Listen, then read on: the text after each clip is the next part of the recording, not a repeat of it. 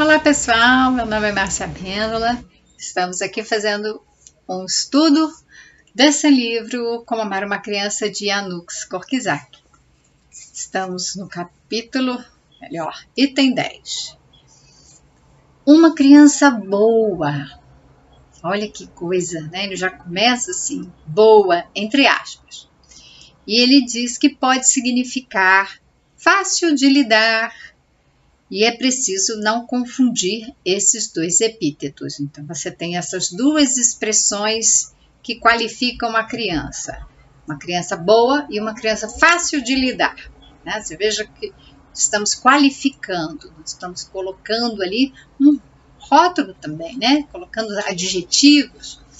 E não confunda uma criança boa com fácil de lidar.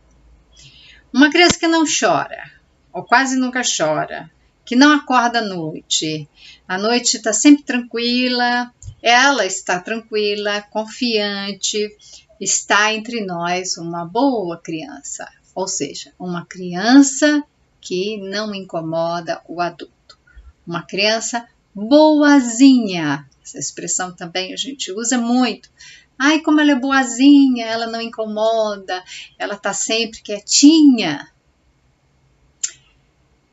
E aí ele coloca, desagradável é aquela criança caprichosa, que chora, sem que a gente saiba o porquê.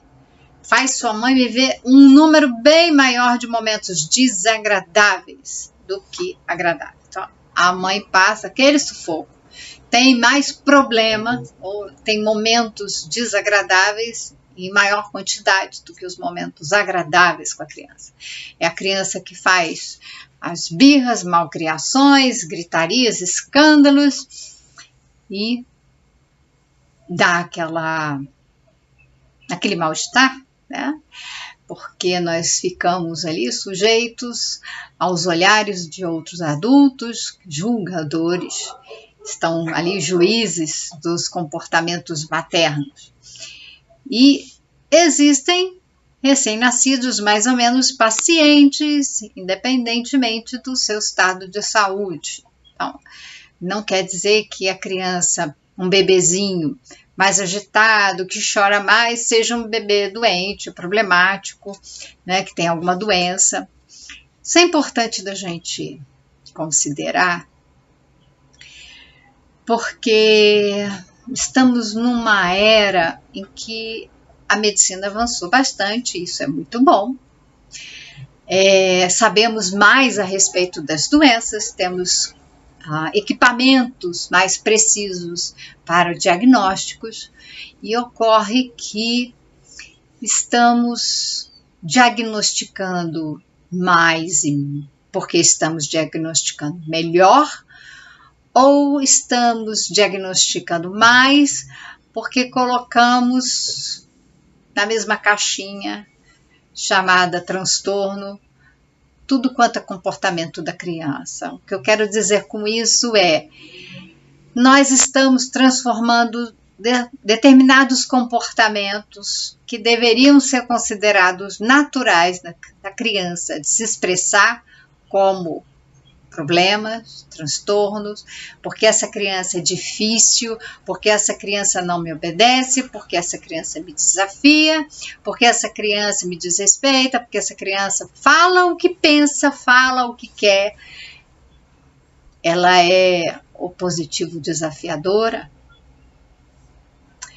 Essa criança, né, não fala direito, essa criança não come direito, essa criança...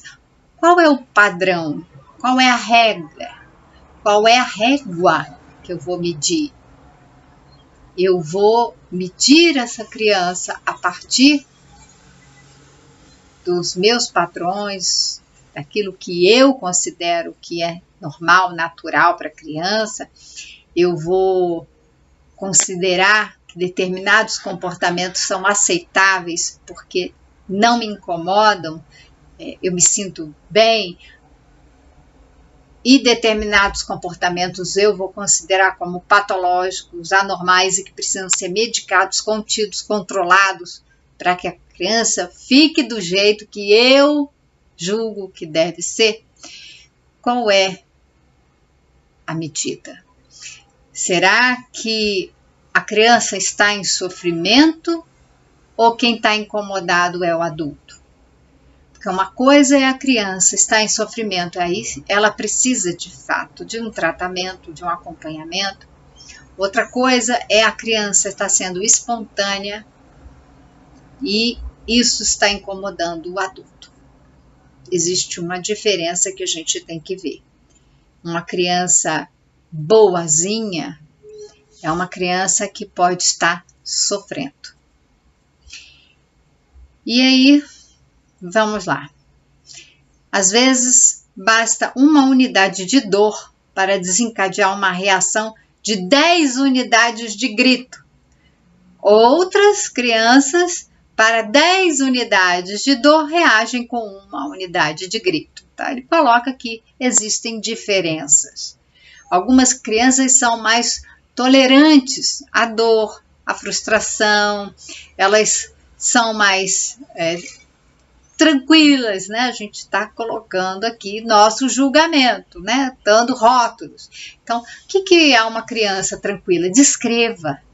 É mais interessante do que ficar interpretando, rotulando e dando esses adjetivos, é nós fazermos a descrição do que a gente está vendo do comportamento da criança.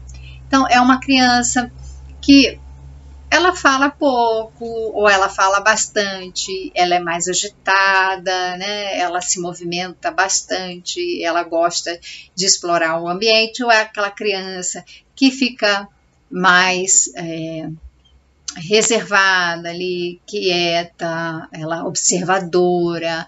Então, vamos pensar nessa criança, como que ela se apresenta para o mundo, como que ela interage com as pessoas, como que ela observa, como ela toca, como ela está assimilando tudo que ela está vendo.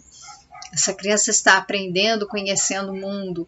Ela tem os seus temperamentos, que ela já traz na sua bagagem, e vai fazer a diferença. Uma criança não é igual a outra. Ela vai reagir ao mundo de forma diferenciada. Então, ele fala aqui, esse seramolengo, gestos lentos, sucção preguiçosa, grita, né, fracamente, sem convicção. Outro nervoso, movimentos vivos, sono leve, mama com fúria e grita, né, até perder o fôlego. Então, é preciso, às vezes, reanimá-lo, né, até ficar até roxo. Né? E nós vamos precisar cuidar dessas crianças, respeitando essas diferenças, a característica dela.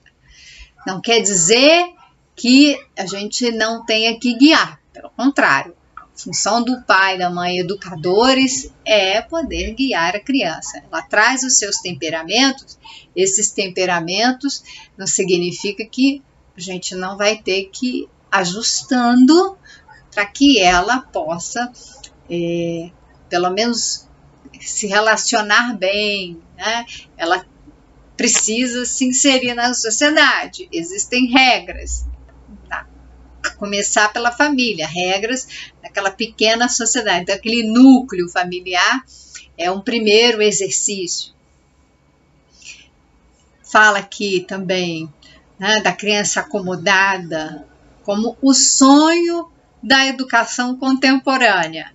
Passo a passo, com método, ela procura adormecer, de sufocar, destruir tudo que seja à vontade da criança. Ou seja, essa educação contemporânea sufoca a criança no que ela traz de espontâneo, o que ela traz de próprio, né? Aquilo que é da sua característica, seu temperamento, a sua natureza, aquilo que ela, né, oferece ali para interagir com o mundo e para receber do mundo.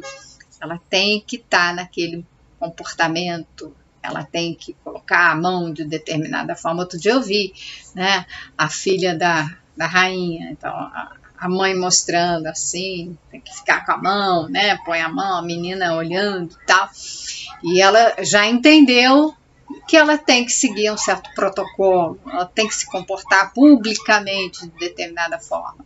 Sabe-se lá no privado como é que essa criança também tem que se comportar, mas se a gente não está observando a criança para poder orientar, para que ela possa mais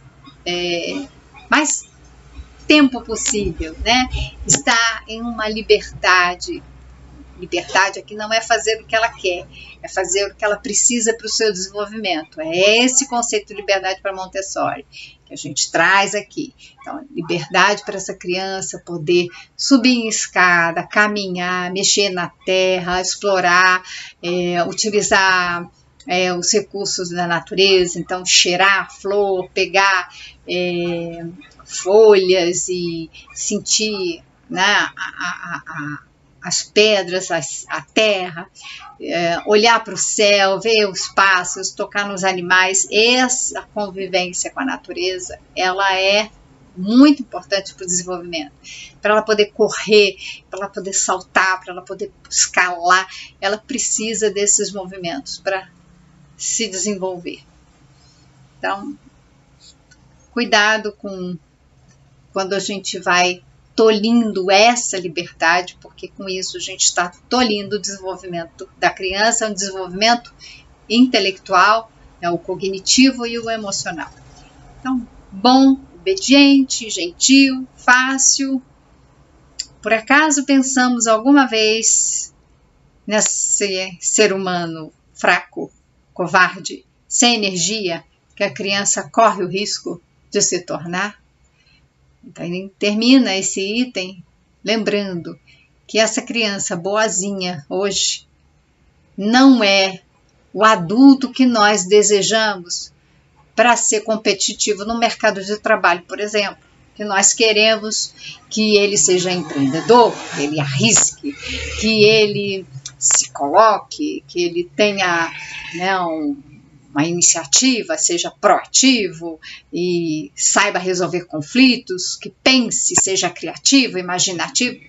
Se a gente tolhiu essa criança no início para que ela fizesse aquilo que os adultos queriam, para que ela obedecesse. Não tem nada pior para a imaginação, para o desenvolvimento da criança, do que ela ter que ser uma criança boazinha, obediente. Porque ela não aprende a pensar por si própria, ela entende que se expressar o que ela é, o que ela sente, o que ela pensa, não é permitido, não é validado, não é aceito, não é adequado, e tudo isso ela vai percebendo pela nossa relação com ela. Então, é isso que nós queremos, a criança para que se torne que adulto. A gente se vê no próximo encontro.